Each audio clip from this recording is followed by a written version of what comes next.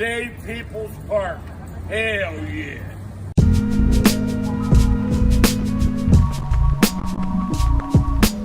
Hi, you can call me Señor Gigio.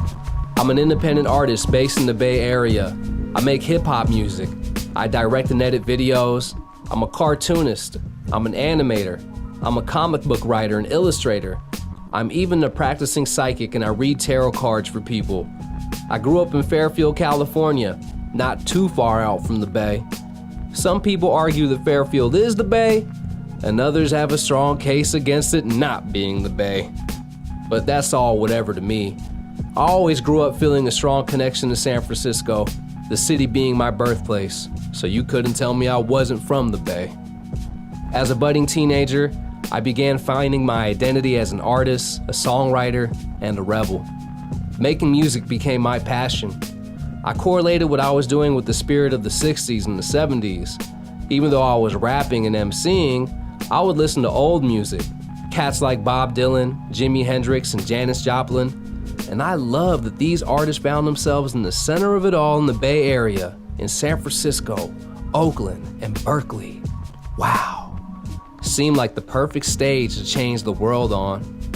As a young adult with no real direction in life, I followed my passion and listened to my heart, which led me back to San Francisco. I immersed myself in the streets, in the community, and in the folklore the Bay Area held.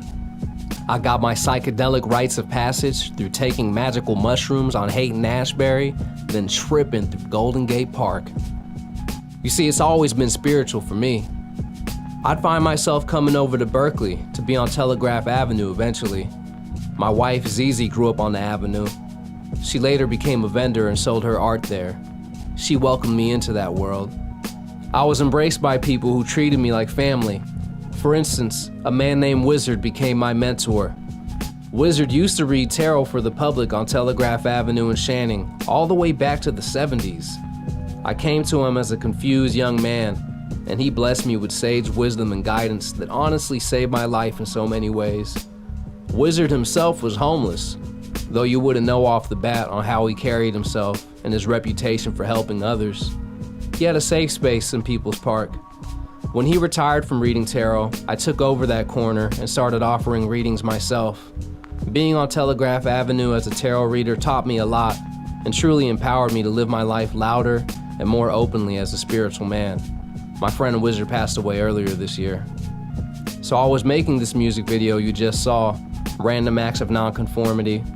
The song is a tribute to the legendary street philosopher and ambassador of peace, Hate Man. He utilized People's Park as a place to meet with anyone who wanted to learn his philosophy on conflict, resolution, hate, love, and harmony with others. He's also my wife's dad. He was just one person, and though I never got the chance to meet him before he passed in 2017, I felt I got to know him through his friends who lived on. I met a lot of brilliant people who expressed to me that their lives were changed by Hate Man, but not just by Hate Man, but by People's Park. And that way, People's Park has impacted my life too.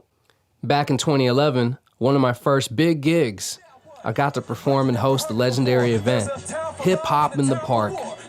It was a real big deal, especially being a local hip hop artist with a conscious message, when there's hardly a viable platform for us to be heard or to be seen. And don't nobody care, so it's okay. And every rap that you bust is the careless whisper. Try to bear with you, even assist you.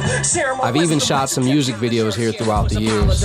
We underground, sub-bass, hollow earth, rhymes muffled out, pump the brakes before you go berserk. Saying we upholding the righteous ways of knights and sages from times of ancient. We saying that rhyme pays a grip when you saying shit that's valuable. We saying that we powerful. Try to take us out and you bound to lose. Now here I am, finishing this animation for the Random Acts music video, and I'm seeing that People's Park is under threat of being completely demolished by UC Berkeley?